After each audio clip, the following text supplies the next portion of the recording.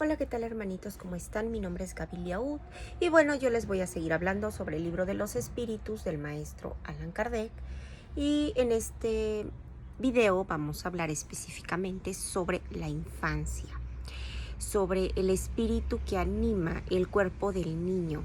¿Está tan desarrollado como el de un adulto? Y sí, puede estarlo más. Si el niño progresó más, recordemos que físicamente tiene la envoltura de un niño, pero espiritualmente puede estar mucho más adelantado. Esa es otra virtud del instrumento con cuya ayuda se puede exteriorizar. ¿Por qué? Porque un niño a tierna edad, pues el espíritu es un obstáculo para la imperfección de los órganos.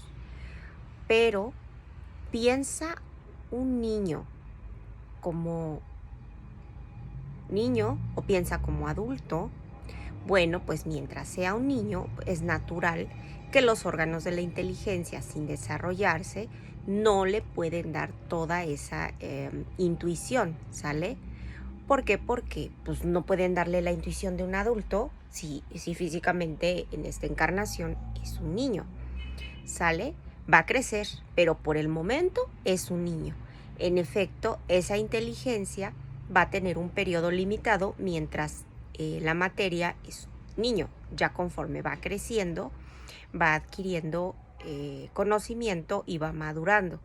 La turbación que va a acompañar a la encarnación no va a cesar así nada más. Eso es en el instante del nacimiento. Recordemos que cuando se concibe el bebé, el espíritu entra en un estado de turbación porque ya va a encarnar y termina eso en el momento en que se concibe el bebé. Entonces, esa turbación se va disipando poco a poco. Entonces, hasta que nace el bebé, una observación acude en apoyo de esta respuesta. Los sueños del niño no tienen el mismo carácter que el que tienen las personas mayores, ¿sale? ¿Por qué? Porque el tema por lo general es pueril, lo que denota las preocupaciones que tiene el espíritu, ¿sí? Entonces, a la muerte del niño, recobra de inmediato el espíritu su vigor. Sí lo debemos de recuperar, pero se haya desembarazado, ya no tiene esa envoltura carnal.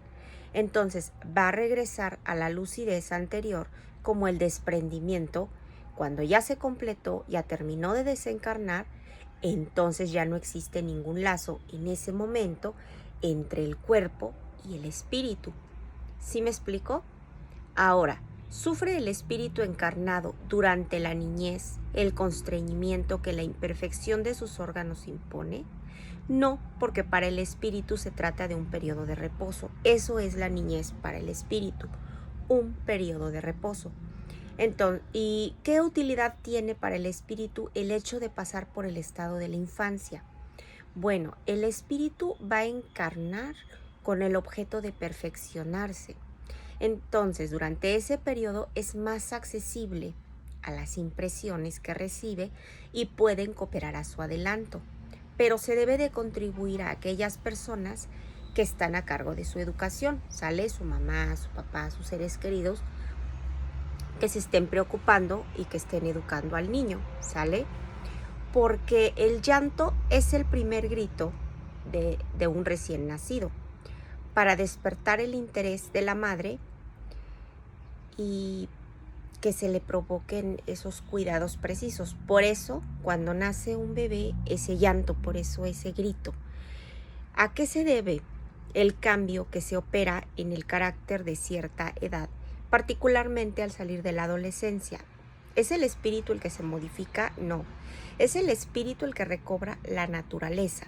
No es que esté cambiando, es que el espíritu está mostrando realmente lo que es, realmente quién es. Recordemos que cuando estamos en el estado de infancia estamos como aprendiendo, absorbiendo, pero no estamos mostrando realmente quiénes somos. No conocemos el secreto que ocultan los niños en su inocencia, porque bueno, al final son niños. No sabemos lo que son, no sabemos lo que han sido, no sabemos qué van a hacer y eso no nos importa.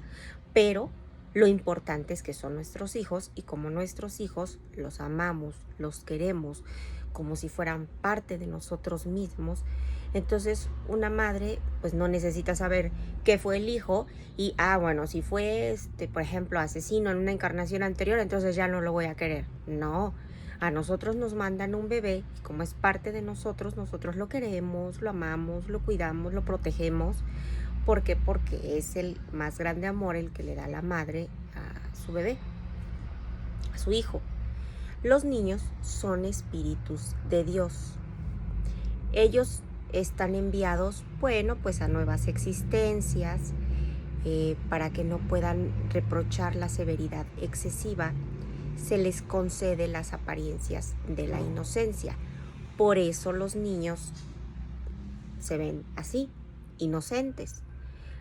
¿Por qué? Porque hay niños que son de mala índole, que tienen muy malas acciones y bueno, se recubre por esa inocencia de los actos porque decimos, bueno, al final son niños y esa inocencia no es que sea una superioridad real sobre lo que eran antes, es una imagen de lo que deben de ser y si no lo son, a ellos les correspondería una pena, pero como son niños no los van a juzgar como adultos, los vamos a ver de diferente forma.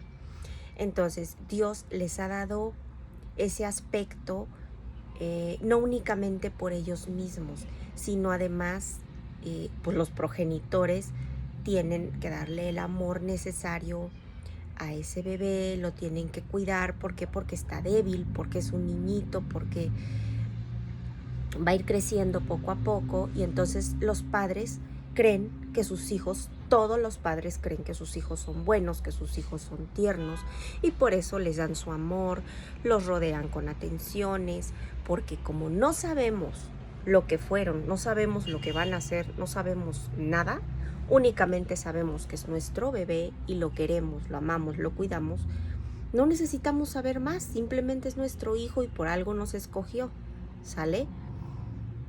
Bueno, los niños llega un momento en el que dejan de tener la necesidad de esa protección. ¿Por qué? Porque poco a poco pues vamos creciendo y entonces esa asistencia que se les prestó durante 15, durante 20 años, ese carácter real, ese carácter individual va apareciendo realmente quiénes son. Poco a poco pues van creciendo, van madurando y se va viendo realmente quién es la persona. Sigue siendo bueno fundamentalmente, pues sí lo era, pero va a adquirir matices que habían permanecido ocultos en la primera infancia. Entonces, a veces los caminos de Dios son siempre,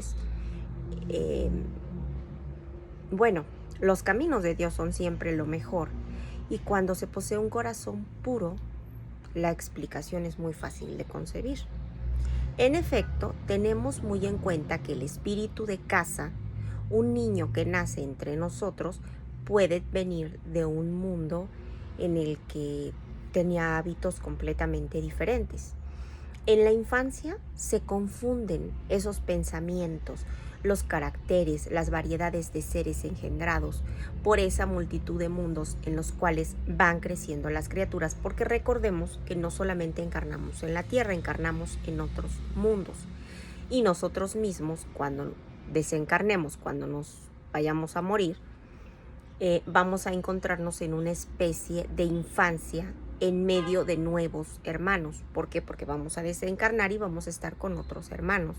En esa nueva existencia, que no es terrenal ciertamente, vamos a ver que hay hábitos, que hay costumbres, que hay relaciones de ese mundo que es completamente nuevo para nosotros, ¿sale? Entonces vamos a manejar eso con dificultad. ¿Por qué? Porque no estamos acostumbrados, no estamos habituados a esa lengua y entonces el lenguaje pues va a ser diferente, no va a ser distinto, pero al final nos vamos a adaptar, ¿sale? Entonces la niñez tiene todavía otra utilidad. ¿Por qué? Porque los espíritus solo van a ingresar en la vida con el objeto de que podamos perfeccionarnos, de que podamos mejorar. A eso venimos a encarnar, a mejorar. La debilidad de los primeros años es lo que hace que los niños sean flexibles, que sean accesibles, que nosotros los podamos aconsejar, que les podemos transmitir nuestra experiencia de esas personas más grandes para poderlos ayudar a adelantar. Y entonces resulta posible reformar ese carácter y que podamos reprimir esas malas inclinaciones. Por eso, como padres, tenemos la obligación de ayudar a nuestros hijos, de educarlos, que como son más moldeables les podemos decir esto sí, esto no. ¿Por qué? Porque tenemos que irlos conduciendo por la vida para que al final, cuando les toque desencarnar, ellos puedan rendir cuentas de lo que hicieron durante su vida material y nosotros también vamos a rendir cuentas de lo que hicimos con ese niño o esa niña mientras estuvo en ese periodo de formación. ¿Sale? Entonces, así pues, la infancia del hombre no solamente va a ser útil, es necesaria, es indispensable, porque constituye la consecuencia natural de esas leyes de Dios que estableció, que rigen el universo. ¿Sale? Bueno, ahora les voy a hablar sobre la simpatía y las antipatías terrestres. Puede ser que dos seres que se han conocido, que se han amado, se pueden volver a encontrar en otra existencia corporal y puede ser, se ven, pero no se van a reconocer. Puede de alguna manera haber una atracción, pueden sentirse los dos recíprocamente atraídos porque antes se amaron, ¿sale? Y a menudo estos lazos íntimos están basados en una afección sincera, porque no tienen otra causa que esa, es un amor puro, por eso sienten como esa atracción. Entonces, dos seres que son acercados, que uno al otro se acercó por circunstancias que aparentemente son fortuitas, ¿sale? Pero son el resultado de la atracción que ambos espíritus, a través de la muchedumbre, se van a buscar. ¿Sale? No importa cuántas personas estén ahí, no importa nada. Si esos espíritus tuvieron, hubo amor entre ellos, bueno, pues por eso es que se buscan, ¿no? Entonces pregunta el hermanito Kardec que si no sería más grato para los espíritus encarnados el poder reconocerse. Entonces nos dice el hermanito de luz que no siempre, porque el recuerdo de las pasadas existencias puede traernos inconvenientes más serios de lo que nosotros creemos. Después de la muerte se reconocen y se saben que estuvieron juntos, saben que en tal o en cual encarnación estuvieron, que hicieron, pero si en esta encarnación no les dieron esa memoria para poder reconocerse, el espíritu sí se reconoce, pero la materia no. Entonces sabemos que estamos atraídos a esa persona, pero no sabemos por qué, no entendemos el origen de esa atracción, que claramente no es física. Entonces, la simpatía tiene en todos los casos por motivo un conocimiento anterior. Podría pensarse, pero la realidad es que no. ¿Por qué? Porque dos espíritus que armonizan normalmente es algo natural que entre ellos se busquen y no tienen que haberse conocido antes como seres humanos, simplemente hay armonía entre ellos y también por eso se buscan. También los encuentros que se han verificado a veces entre ciertas personas y que podemos decir que se atribuyen al azar, no serían el efecto de una especie de relaciones simpáticas, porque hay entre los seres pensantes lazos que aún no conocemos. El magnetismo es una explicación de esta ciencia que más adelante vamos a comprender.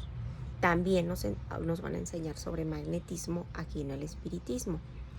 Bueno, ¿a qué se debe la repulsión que a primera vista experimentamos hacia personas? Hay personas con las que nunca hemos hablado, con las que no tenemos nada que ver y que con el simple hecho de verlos decimos, ay no, por favor, ahí viene aquella. Yo no sé por qué, pero qué gorda me cae, no la puedo pero ni ver. ¿Por qué? ¿Por qué es lo que pasa eso? Entonces, no es que sean malos, Simplemente no hay simpatía de un espíritu con el otro. Esa antipatía puede ser por esa falta de similitud en la manera de pensar. Cada cabeza es un mundo, cada quien tiene sus ideas, pero si no concuerdan para nada, bueno, por eso hay esa repulsión. Pero conforme van elevándose los matices, conforme vamos mejorando, todo eso va desapareciendo, toda la antipatía, y nosotros vamos siendo mejores, vamos depurándonos, vamos a llamarle, ¿sale? Y bueno, la antipatía entre dos personas nace primero en aquella cuyo espíritu es peor o cuando el espíritu es mejor. Puede ser en una cuestión y puede ser en la otra, pero esas causas, esos efectos son diferentes. Las circunstancias son distintas, no con todos es igual, porque un espíritu malo obviamente va a sentir antipatía por un espíritu bueno que sabe que lo puede juzgar, que sabe que lo puede desenmascarar, al ver que una persona por primera vez es desaprobado por ella. Simplemente se ven y no hay similitud, no hay simpatía entre ellos. Entonces a lo mejor el espíritu no es muy puro, pero bueno, sí está más adelantado que el otro y obviamente se rechazan, se siente ese rechazo en la energía. Y entonces sabe que va a ser desaprobado y ese distanciamiento hace que el que es más atrasado sienta odio, que sienta envidia, que sienta que tiene que hacer el mal a esa persona. Entonces, y el espíritu bueno va a experimentar repulsión por un espíritu malo, simplemente porque sabe pues que es malvado, porque sabe que no son de sentimientos iguales, y bueno, prefiere hacerse a un lado. No va a sentir odio, no va a sentir envidia, no va a sentir ningún sentimiento que lo puedan imantar, pero sí se va a limitar y se va a hacer a un lado. Lo puede compadecer, pero nada más, ¿sale? Es importante que olvidemos el pasado. Es muy importante que en esta encarnación que vengamos a eso, a trabajar sobre lo que tengamos que trabajar en esta encarnación, pero que no tengamos claro qué hicimos en el pasado, a menos que nos hayan dado la oportunidad de saber qué fue lo que sucedió. ¿Por qué el espíritu encarnado pierde ese recuerdo del pasado? Bueno, porque el hombre no puede ni debe saberlo todo. Dios en su sabiduría así lo quiere, a no ser por el velo que, bueno, oculta ciertas cosas, el hombre se hallaría deslumbrado. ¿Por qué? Porque si alguien que no tiene transición de la oscuridad a la luz, es la misma comparación que el olvido del pasado. Todo es poco a poco. Entonces, no todos estamos preparados para saber qué hicimos 1, 2, 3, 10 encarnaciones atrás. Eso ya fue, ya quedó en el olvido, ya no importa. Lo importante es lo que estamos viviendo, y lo importante es que lo que sembremos es lo que vamos a cosechar. ¿Cómo puede ser el hombre responsable de actos y rescatar faltas que no recuerda? Bueno, porque se va a concebir que las tribulaciones de esta existencia son una lección. Si se acordara de las causas que lo acarrearon, entendería, por eso me está sucediendo esto. Pero como no tenemos memoria de ello, cada existencia es como si fuera la primera y pareciera como que estamos recomenzando, pero no es así, ¿sale? Bueno, en cada nueva vida el hombre tiene más inteligencia, tiene más claridad porque puede distinguir mejor, puede discernir cuál es el bien, cuál es el mal, y entonces el espíritu va a retornar a esa existencia primitiva, que es la existencia espírita, el espíritu, porque toda pasada vida se va desarrollando ante él. Cuando desencarnamos vamos a ver las faltas en que incurrimos, las causas de ese sufrimiento que tenemos en ese momento y que también se pudieron haber impedido si nosotros hubiéramos tomado conciencia y no hubiéramos seguido haciendo lo que no teníamos que hacer. El espíritu comprende esa situación en la que está y entonces va a buscar la manera de reparar todo eso que hizo mal. En la nueva encarnación va a buscar ser mejor y que todo eso que hizo antes se pueda subsanar. Vamos a buscar pruebas análogas. Vamos a buscar nuestro adelanto y vamos a pedirle a los espíritus superiores ayuda, que nos ayuden, que nos guíen, que nos iluminen. ¿Para qué? Para poder salir victoriosos en esa nueva tarea que vamos a emprender. Porque sabemos que el espíritu, bueno, va a ser asignado por el guía y que, bueno, va a tener una nueva encarnación, vamos a tener que reparar las pruebas, vamos a tener, durante la encarnación, es una especie como de intuición para saber qué fue lo que hicimos mal antes. No lo vamos a tener bien claro, pero vamos a tener esa intuición. Entonces, esa misma intuición es la que con frecuencia vamos a hacer que tengamos pensamientos, que tengamos, por ejemplo, algún deseo criminal, y a la que, por ejemplo, vamos a tener ese deseo criminal, pero tu instinto va a hacer que tú te resistas, ¿sale? Ya no vas a retroceder, ya no vas a hacer todo lo que ya hiciste, lo malo que pasaste, ya fue. Bueno, la voz de la conciencia es la que nos habla.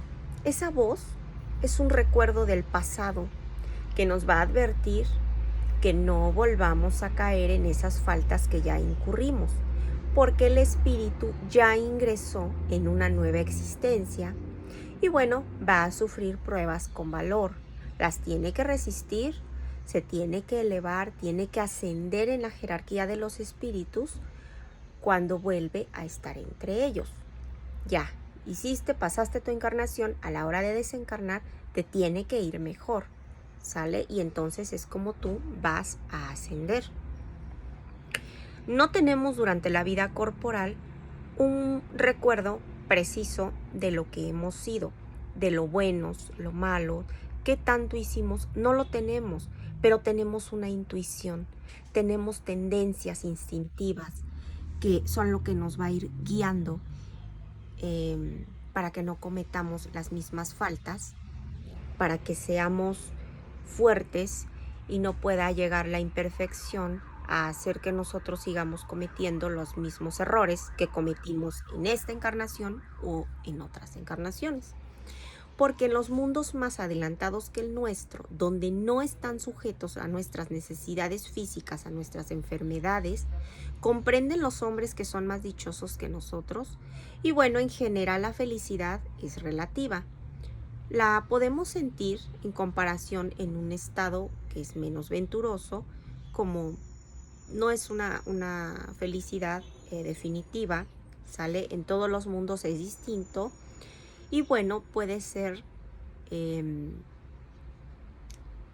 en otros mundos la sientan y sea algo más, como más perfecto, ¿no? Esa felicidad, ¿sale? Y bueno, todas las personas, en definitiva, se hallan en un estado de perfección en otros mundos que son mejores que nosotros. Claro, esos hombres habitan y tienen felicidad. Y hay otros mundos en los que, bueno, los hombres tienen disgustos, tienen penas dentro de su género.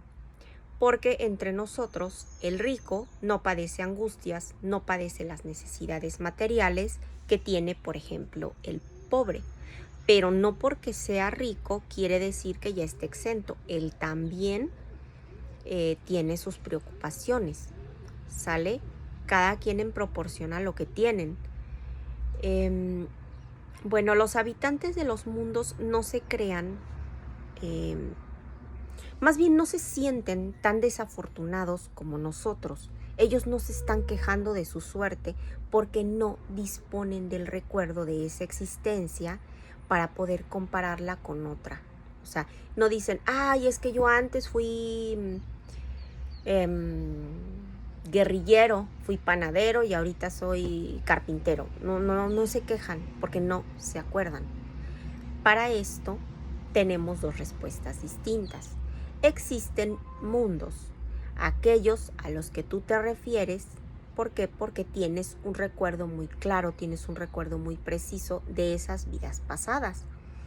Pero, como lo comprenderás, pueden saber, podemos evaluar la felicidad que Dios les permite que ellos puedan disfrutar.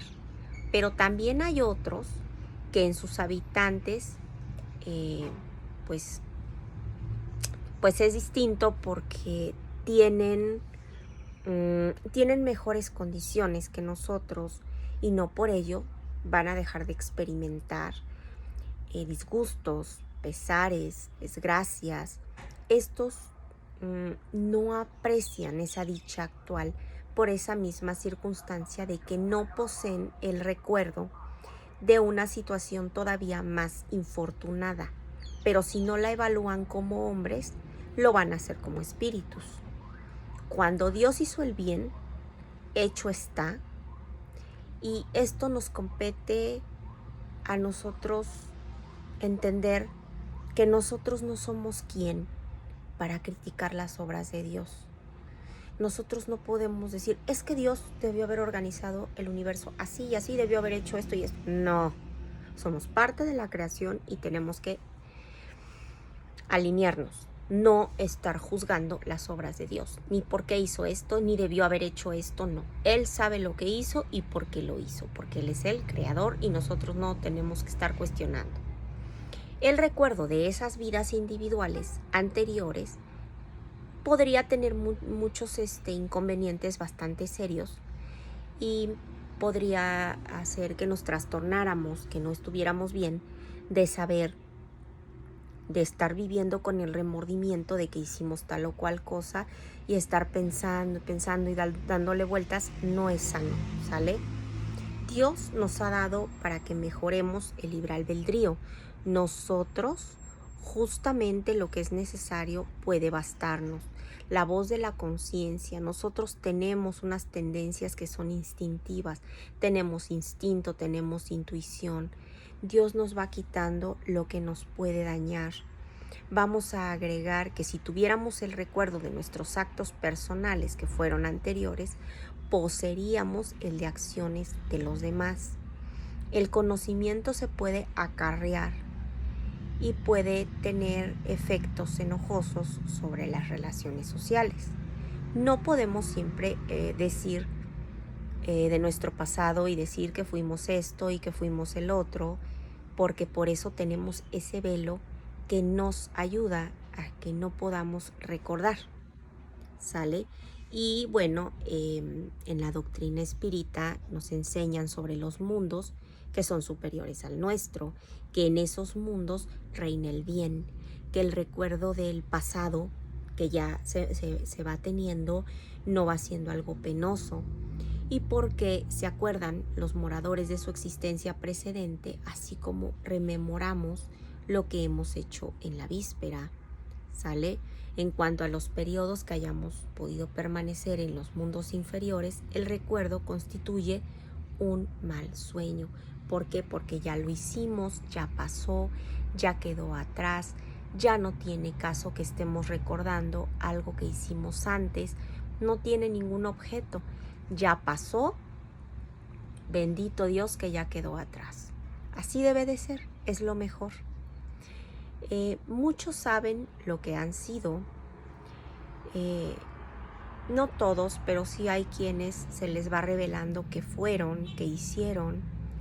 Y bueno, si Dios lo permite y considera que es necesario que lo sepamos, lo vamos a saber, ¿sale? Siempre y cuando Él lo permita, Él lo determine.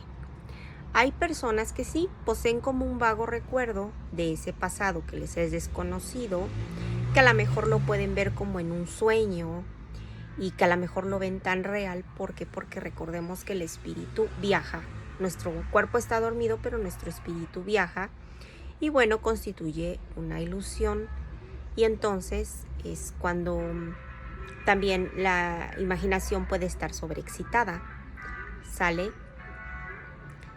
A medida que el cuerpo se va tornando menos material, cada vez el recuerdo va a ser menos mejor. Conforme vayamos encarnando y cada vez